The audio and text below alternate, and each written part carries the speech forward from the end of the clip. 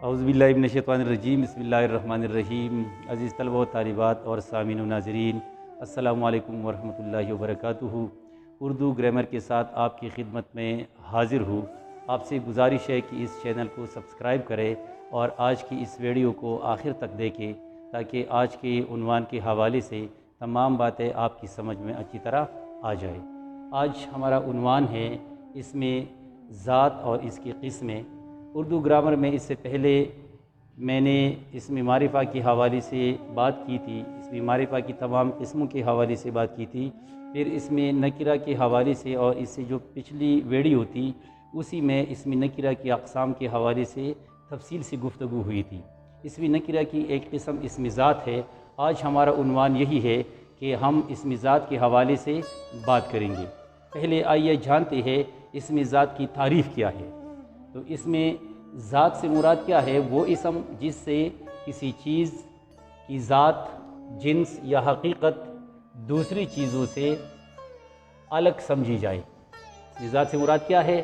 وہ اسم جس سے کسی چیز کی ذات، جنس یا حقیقت دوسری چیزوں سے الگ سمجھی جائے، اسے اسم ذات کہتے ہیں یا اسم ذات کہلاتا ہے۔ مثلا آدمی، گائے، گھوڑا، گلاب، چڑیا، بلی وغیرہ۔ آپ نے ملاحظہ کیا کہ اس میں تمام چیزوں کے جنس الگ ہے۔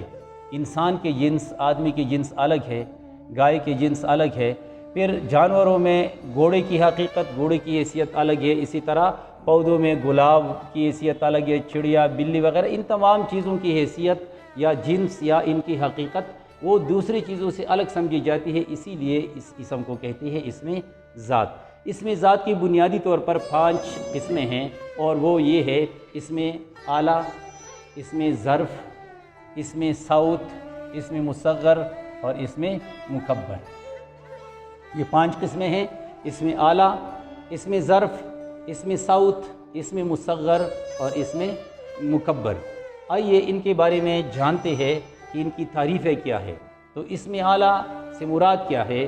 وہ اسم جس میں کسی اوزار یا ہتھیار کی معنی پائی جاتی ہے، یعنی جب ہم کسی اوزار کا نام لیتے ہیں یا ہتھیار کا نام لیتے ہیں تو وہی چیز اسم اعلیٰ کہلاتی ہے۔ مثلا قلم، یہ ایک آلہ ہے، اس کے ذریعے کام کیا جاتا ہے۔ پتیلی، بیلچہ، گھڑیال، تلوار وغیرہ وغیرہ۔ تو اس طرح کی اسموں کو کہتے ہیں اسم اعلیٰ۔ یہ اسم اعلیٰ کی مختلف مثالیں ہیں۔ پھر اس کی دوسری قسم ہے اسم ظرف۔ اسم ظرف سے مراد کیا ہے؟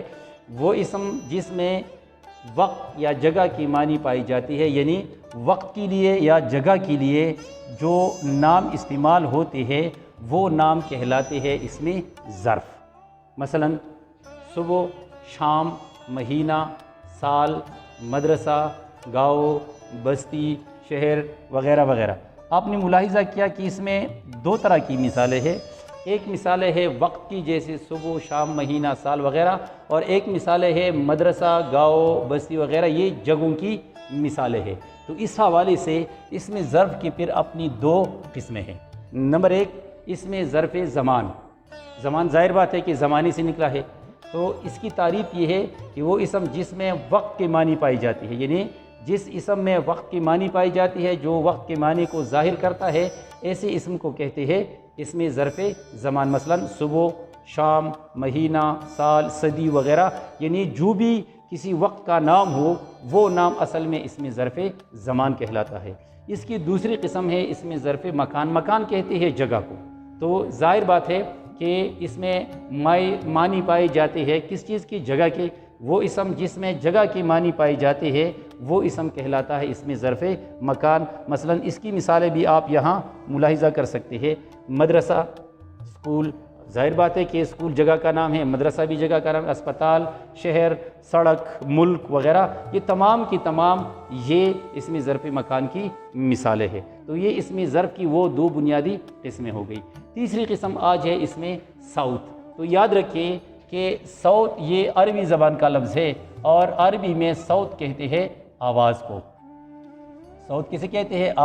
آواز کو صوت کہتے ہیں۔ تو ظاہر بات ہے کہ اگر یہ صوت آواز کے معنی میں یہ لفظ آتا ہے تو اس کی تعریف بھی وہی ہوگی جو اس لفظ کے معنی ہے۔ تو اس میں صوت سے مراد کیا ہے؟ وہ اسم جس میں آواز کی معنی پائی جاتی ہے، یعنی کسی چیز، کسی انسان، حیوان وغیرہ کی آوازوں کو کہتے ہیں صوت۔ تو وہ اسم جس میں آواز کی معنی پائی جاتی ہے اس میں صوت کہلاتا ہے۔ مثلا چھو چھو، کھائے کھائے، کو کو، ٹھن ٹھن وغیرہ، یہ مختلف چیزوں کی آوازیں، چڑیوں کی آوازیں ہیں۔ یہ کوا کائے کائے کرتا ہے، اسی طرح کو کو ہے، ٹھن ٹھن ہے، یہ گھڑیال وغیرہ کی آواز ہے۔ تو یہ آوازوں کے نام ہیں، تو اسی حوالے سے یہ اس میں صوت کہلاتے ہیں۔ پھر اس کی جو چوتھی قسم ہے وہ ہے اسم مصغر۔ مصغر یہ بھی عربی زبان کا لفظ ہے، آپ نے نام سنا ہوگا اصغر، اصغر کہتے ہیں چھوٹے کو۔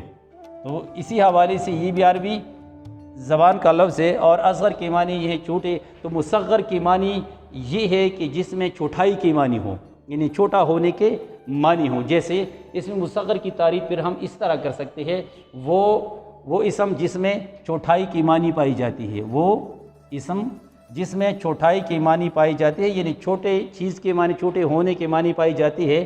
مثلا اس کی مثال آپ یہاں دیکھیں، باغ سے باغیچہ، باغیچہ چھوٹا ہوتا ہے، باغ بڑا ہوتا ہے۔ کتاب سے کتابچہ، کتابچہ چھوٹی کتاب کو کہتے ہیں۔ اسی طرح پلنگ سے پلنگڑی وغیرہ۔ تو یہ اسم مصغر کی مثالیں ہیں، کیونکہ اسم مصغر سے مراد کیا ہے؟ وہ اسم جس میں چھوٹائی کی معنی پائی جاتی ہے۔ پھر اس کی آخری اور پانچویں قسم ہے اسم مکبر۔ تو اسم مکبر یہ اکبر کا نام آپ نے سنا ہوگا، اکبر کہتے ہیں بڑے کو۔ تو یہ اصغر کے تضاد میں یہ لفظ آتا ہے، یعنی یہ اصغر کا متضاد لفظ اصغر کی معنی ہے چھوٹا اور اکبر کی معنی ہے بڑا۔ تو یہاں مکبر کی معنی کیا ہے؟ جس میں بڑائی کی معنی ہو۔ تو اس کی تعریف بھی وہی ہے کہ وہ اسم جس میں بڑائی کی معنی پائی جاتی ہے اسے اسم مکبر کہتے ہیں۔ مثلا پگڑی سے پگڑ، بات سے بتنگڑ، راجا سے مہاراجا وغیرہ۔ تو اس طرح کی مثالیں اگر ہو تو ایسی مثالیں اسم مکبر میں آتی ہے۔ تو اسم مکبر سے مراد وہ اسم ہے جس میں بڑائی کی معنی پائی جاتی ہے، اور اس کی مثالیں یہ ہے پگڑی سے پگڑ، بات سے بتنگڑ، راجا سے مہاراجا، رانی سے مہارانی وغیرہ وغیرہ۔ تو امید ہے کہ آج کی اس سیشن کے حوالے سے آپ نے اس میں ذات اور اس کی قسموں کے حوالے سے بہت کچھ سیکھا ہوگا۔ آئندہ کسی نئی عنوان کے ساتھ پھر حاضر ہوں گے، تب تک کے لیے اجازت دیجیے۔ اللہ حافظ۔